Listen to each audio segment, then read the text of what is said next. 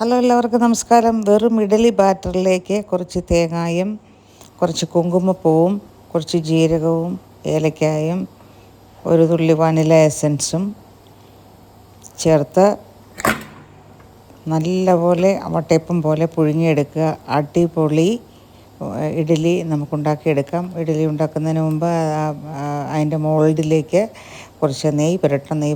പുരട്ടിയാൽ അതിൻ്റെ ടേസ്റ്റ് വളരെ പ്രത്യേകതയുള്ളതാണ്. അപ്പോൾ ഇഡലി ബാറ്റർ നമ്മൾ ഉണ്ടാക്കുമ്പോൾ ഇതിനകത്ത് വളരെ വെള്ളം കുറച്ച് എടുക്കാവുള്ളൂ. സാധാരണ ഇഡലി അത്രയും വെള്ളം വേണ്ട. അതിനകത്തേക്ക് ഇപ്പം 1 കപ്പ് അരിയാണ് എടുക്കുന്നെങ്കിൽ അതിന് ചേരുന്ന വിധം ഒരു ഒരു ഒരു മുറി തേങ്ങ അരച്ച് ചേർക്കണം. അതിനകത്തേക്ക് ആവശ്യമായ ഷുഗർ ചേർക്കണം.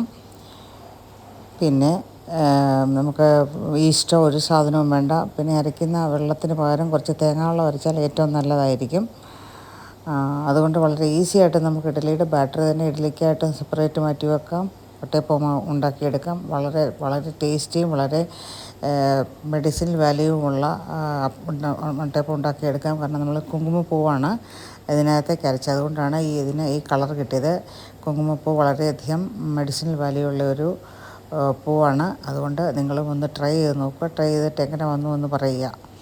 ഇത് എൻ്റെ ഒരു പരീക്ഷണമായിരുന്നു. പക്ഷേ പരീക്ഷണം സക്സസ്ഫുൾ.